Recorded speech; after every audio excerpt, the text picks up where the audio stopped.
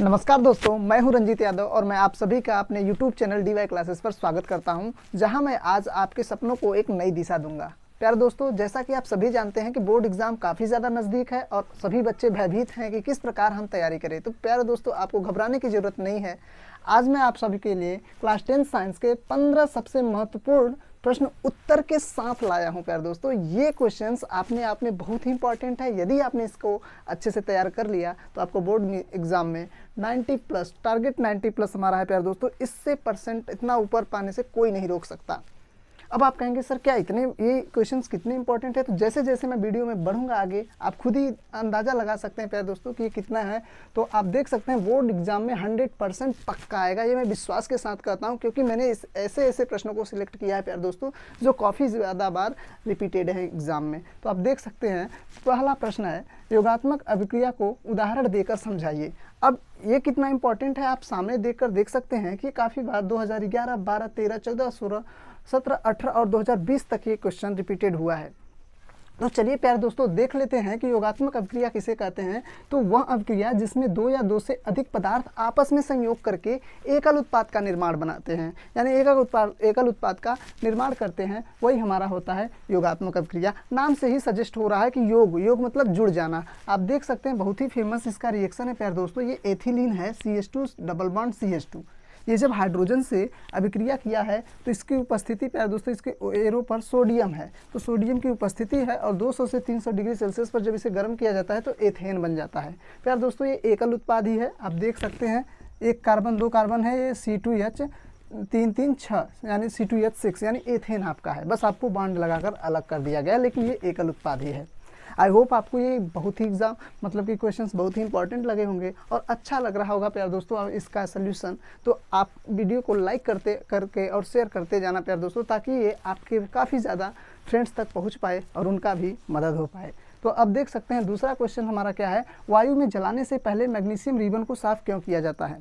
प्यारे दोस्तों, ये NCERT का मोस्ट इंपॉर्टेंट क्वेश्चन है, आप समझ सकते हैं। तो यहाँ देख सकते हैं दिया गया है कि मैग्नीशियम रिबन की सतह पर उपस्थित मैग्नीशियम ऑक्साइड की परत को हटाने के लिए हम लोग मैग्नीशियम रिबन को जलाने से पहले साफ़ करते हैं। इसका आंसर आपके सामने लिखा है, आप इसके नोट्स बनाते जाइएगा। प्यार दोस्तों, मैं थोड़ा सा एक बार और एक्सप्लेन करना चाहता हूं कि जब मैग्नीशियम रिबन जो होता है प्यार दोस्तों, जब वो वायु में रखा होता है तो ऑक्सीजन से अभिक्रिया करके उसकी परत पर क्या हो जाता है, मैग्नीशियम ऑक्साइड की परत जम जाती है, तो वो जलता नहीं है। तो उसी मैग्नीशियम ऑक्साइड को साफ़ करने के लिए, हटाने के लिए उसकी परत को, तब उसको क्या करते हैं, साफ़ करते हैं। अब देख सकते हैं हमारा तीसरा क्वेश्चन है, धावन सोडा का रासायनिक नाम तथा अणुसूत्र लिखिए। थोड़ा सा मिट गया है प्यारे दोस्तों, आप यहाँ देख सकते हैं। तो धावन सोडा का रासायनिक नाम क्या है हमारा, सोडियम कार्बोनेट, तथा अणुसूत्र की बात करें तो Na2CO3 × 10H2O, क्योंकि प्यारे दोस्तों ये धावन सोडा है, धावन सोडे में जल की मात्रा तो अधिकतम होगी। आई होप आपको इतने क्वेश्चन समझ में आ गए होंगे, और समझ में आ रहा है तो प्यारे दोस्तों वीडियो को एक लाइक करते जाइएगा और अपने ज़्यादा से ज़्यादा दोस्तों तक शेयर कर दीजिएगा। आप इसका स्क्रीनशॉट लीजिए ताकि आप इसका अच्छे से नोट्स बना सकें, तब मैं आपके आगे के क्वेश्चंस को बताता हूँ। तो दोस्तों अब हमारा अगला इंपॉर्टेंट क्वेश्चन है, चौथा देख सकते हैं, ताजे दूध का pH मान 6 होता है, दही बन जाने पर इसके pH मान में क्या परिवर्तन होगा, अपना उत्तर समझाइए। प्यारे दोस्तों, ये NCERT का क्वेश्चन है, आप देख सकते हैं।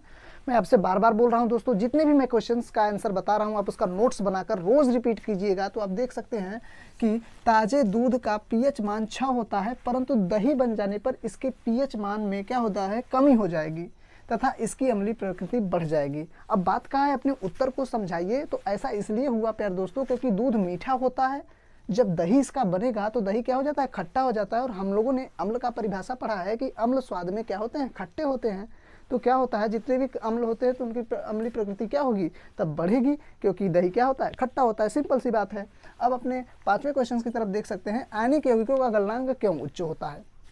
अब जैसा कि इसका आयनिक नाम ही सजेस्ट कर रहा है, तो ये क्या होगा, आयनों से मिलकर बना होगा। और इसमें कौन कौन से आयन होंगे, धनायन और ऋणायन। तो यहाँ कहा गया है आयनिक यौगिकों का गलनांक बहुत उच्च होता है, यानी यदि इन्हें गलने की बात आएगी तो ये बहुत ऊंचे ताप पे गलेंगे। तो कहा जाता है क्योंकि इनके आयनों के बीच प्रबल आकर्षण बल होता है। प्यार दोस्तों, क्या होता है, प्रबल आकर्षण बल होता है, जिसे तोड़ने के लिए अत्यधिक ऊर्जा की आवश्यकता होती है। है ना आपका बहुत ही इजी डेफिनेशन, आप आसानी से याद करके प्यारे दोस्तों एग्जाम में टच कर सकते हो। अब देख सकते हैं हमारा छठा क्वेश्चन है, कॉपर के दो प्रमुख अयस्कों के नाम व सूत्र लिखिए। आप सिंपल सा क्या करेंगे प्यारे दोस्तों, कॉपर के दो प्रमुख अयस्क निम्न है, आप देख सकते हैं कॉपर पायराइट जिसका सूत्र क्या है CuFiS2, और दूसरा हमारा है कॉपर ग्लांस जिसका फार्मूला है Cu2S। आई होप आपको ये 6 क्वेश्चंस तैयार हो चुके होंगे, तो आप इसका फटाफट स्क्रीनशॉट लीजिए। तो मैं आपको अगले इंपॉर्टेंट क्वेश्चंस बताता हूं, क्योंकि अभी हमें 15 सबसे महत्वपूर्ण प्रश्नों के उत्तर देखने हैं। मैं इसमें चाहे वीडियो चाहे जितना लंबा हो जाए प्यारे दोस्तों, मैं आपको 15 प्रश्नों का उत्तर जरूर दूंगा। आप वीडियो में अंत तक बने रहिए। तो दोस्तों बढ़ते अपने 7वें इंपॉर्टेंट क्वेश्चन की तरफ। तो देख सकते हैं आप लोग कि इस स्लाइड पर केवल एक ही क्वेश्चन हो पाया है, तो कोई बात नहीं प्यारे दोस्तों, हम लोगों को एक एक क्वेश्चन बारीकी से समझना है। तो यहाँ देख सकते हैं साबुनीकरण पर संक्षिप्त टिप्पणी लिखिए। अब ये देख सकते हैं 2011, 12, 13, 14 यानी हर साल रिपीटेड क्वेश्चन है प्यारे दोस्तों, और ये बहुत ही इंपॉर्टेंट है। तो आपको ये क्वेश्चन बोर्ड एग्जाम में ज़रूर से ज़रूर तैयार करके जाना है। तो आप देख सकते हैं साबुनीकरण किसे कहते हैं, तो क्या होता है, उच्च अणुभार वाले मोनोकार्बोक्सिलिक अम्लों के सोडियम तथा पोटेशियम लवण साबुन कहलाते हैं। सबसे पहले आपको साबुन की परिभाषा देना है। क्या कहना है कि उच्च अणुभार वाले मोनोकार्बोक्सिलिक अम्लों के सोडियम तथा पोटेशियम लवण साबुन कहलाते हैं। अब क्या कहा जा रहा है, ये तेलों और वसाओं के तनु NaOH या KOH के द्वारा जल अपघटन से बनते हैं। यानी यदि साबुन की बात किया जाए वो कैसे बनते हैं, तो ये तेलों और वसाओं के तनु NaOH या KOH द्वारा जल अपघटन से बनते हैं। और साबुन बनाने की इस क्रिया को, ये जो पूरी क्रिया है प्यारे दोस्तों, उसे क्या कहते हैं, साबुनीकरण कहते हैं। आई होप आपको साबुनीकरण समझ में आ गया होगा। तो अब यहाँ पे दिया गया है साबुन बनाने की रासायनिक समीकरण।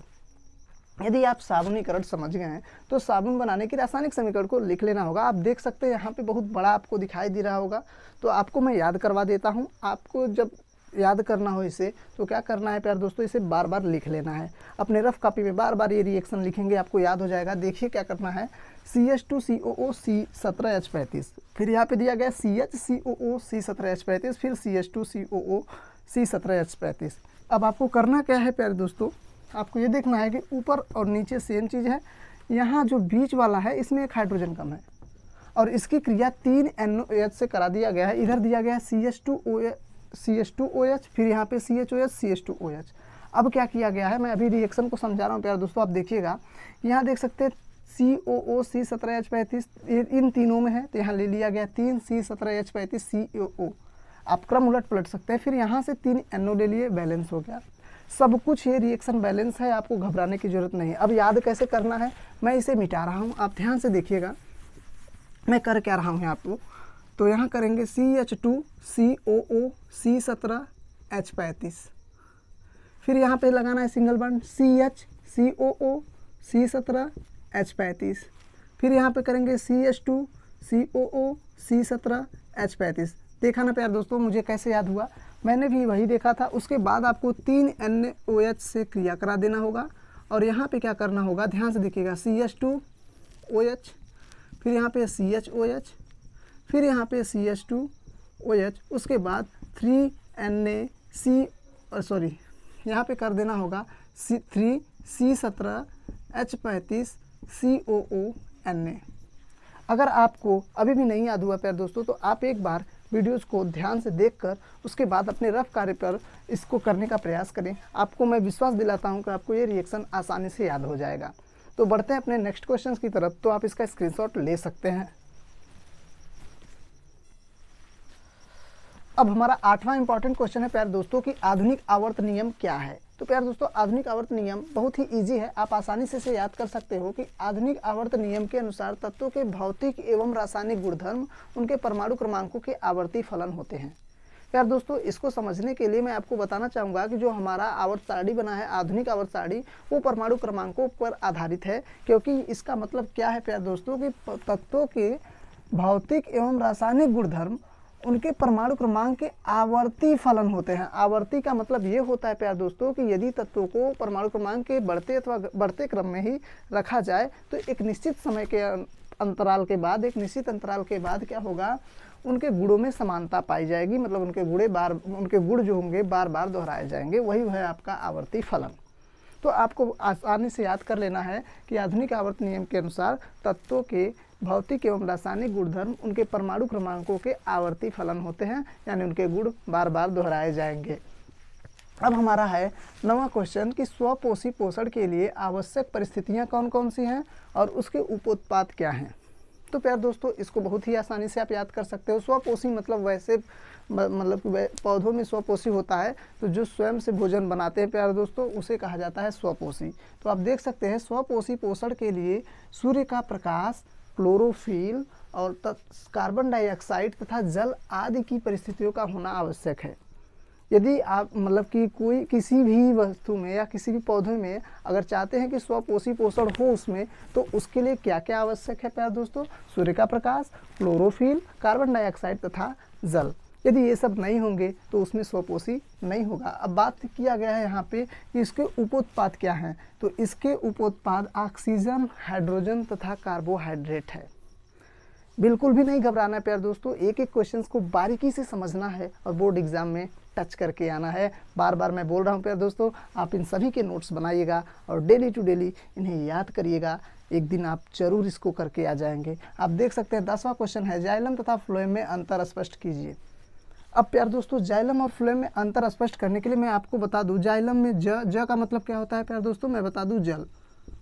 और यहाँ पे फ्लोएम का मतलब प्यार दोस्तों यफ से होता है फूड, फूड मतलब भोजन। यानी हम फ्लोएम की बात करें तो फ्लोएम का यफ मतलब क्या है प्यार दोस्तों, फूड, फूड मतलब होता है आपका भोजन। तो यहाँ कहा गया है कि जाइलम पौधों में जल स्थानांतरित करता है। जाइलम क्या काम करता है? जल का स्थानांतरण करता है। और फ्लोएम क्या होता है? जबकि फ्लोएम पौधों में भोजन का स्थानांतरण करता है, जैसा कि नाम से ही इसके पता चल रहा है।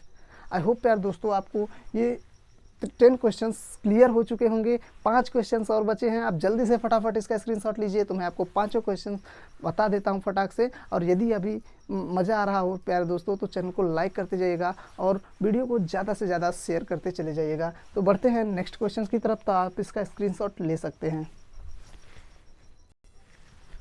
तो दोस्तों हमारा 11वां और इम्पॉर्टेंट क्वेश्चन है प्यार दोस्तों, रुधिर और लसिका में अंतर स्पष्ट कीजिए। प्यार दोस्तों जितने भी अंतर वाले प्रश्न हैं प्यार दोस्तों बहुत ही इंपॉर्टेंट है, तो आप एक लिस्ट बनाइएगा, जितने भी अंतर वाले प्रश्न हैं सबको याद कर लीजिएगा। वैसे मैं जितने भी अंतर वाले प्रश्न हैं उन सभी को सोल्यूशन सहित अपने वीडियो पर अपलोड करने वाला हूँ, आपको चिंता करने की कोई ज़रूरत नहीं है। तो आप देख सकते हैं रुधिर और लसिका में अंतर स्पष्ट करने के लिए एक तरफ हम लिखेंगे रुधिर, एक तरफ लिखेंगे लसिका।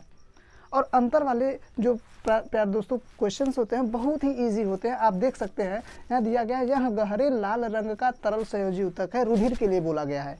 जस्ट इसी का उल्टा हो गया कि लसिका क्या है, यह रंगहीन तरल संयोजी ऊतक है। वो लाल रंग का था और ये रंगहीन है। अब यहाँ पे दिया गया रुधिर में लाल रक्त कणिकाएं पाई जाती हैं जिसमें हीमोग्लोबिन होता है। अब इसमें क्या होगा, लसिका में लाल रक्त कणिकाएं नहीं पाई जाती है, जस्ट इसी का विपरीत कर देना है। इसमें ऑक्सीजन अधिक मात्रा में पाई जाती है तो इसमें ऑक्सीजन कम मात्रा में पाई जाती है। यह रुधिर वाहिनियों में परिसंचरित होती है तो लिखा जाएगा यह लसिका वाहिनियों में परिसंचरित होते हैं। फिर दोस्तों इसका मतलब ये हुआ कि जितने भी अंतर वाले स्पष्ट करने होते हैं उसमें क्या करना होगा, उन प्रश्नों के आंसर में आपको जो पहले वाले में लिखे रहेंगे जस्ट उसी का विपरीत कर देना होता है। अब वो चाहे धातु और अधातु में अंतर हो, चाहे लसिका और रुधिर में अंतर हो, चाहे बहुत सारा आएगा, आपको धमनी एंड शिरा आएगा, बहुत सारे होंगे, मैं सभी का आपको सोल्यूशन देने वाला हूं। तो आप घबराइएगा नहीं, आप इसका स्क्रीनशॉट लीजिए, तब मैं आपको 12वें क्वेश्चन की तरफ ले चलता हूं। तो दोस्तों अब हमारा 12वां और इम्पॉर्टेंट क्वेश्चन है कि द्विखंडन बहुखंडन से किस प्रकार भिन्न है। प्यार दोस्तों ये बायोलॉजी का क्वेश्चन है, आप देख सकते हैं। तो द्विखंडन की अगर बात करें तो इस विधि द्वारा एक कोश की जीव 2 भागों में विभक्त होता है और प्रत्येक भाग एक नए जीव में विकसित होता है। आपको आराम से द्विखंडन का डेफिनेशन दे देना है कि एक कोश की जीव जो होगा वो 2 भागों में विभक्त होगा और वो प्रत्येक भाग एक नए जीव में विकसित होगा। इसे हम लोग क्या कहते हैं, द्विखंडन। अब इसके एग्जाम्पल की बात कर लेंगे तो इसके एग्जाम्पल में अमीबा का आप दे सकते हो। अब बहुखंडन की बात करें तो इस विधि द्वारा एक कोश की जीव अनेक भागों में विकसित होता है और प्रत्येक भाग एक नए जीव में विकसित होता है। जस्ट उसी की तरह डेफिनेशन है प्यारे दोस्तों, बस वहाँ एक कोष की जीव दो भागों में विभक्त होता था, यहाँ एक कोष की जीव बहुत सारे भागों में विभक्त हो रहा है और हर एक भाग एक नए जीव में विकसित हो रहा है। तो आपका डेफिनेशन भी बहुत ईजी है। यहाँ देख सकते हैं, इसके एग्जाम्पल की बात करें तो मलेरिया परजीवी आप इसके एग्जाम्पल में दे सकते हो। तो अब हमारा 13वां क्वेश्चन है कि किस रंग के प्रकाश के लिए कांच का अपवर्तनांक अधिकतम तथा न्यूनतम होता है।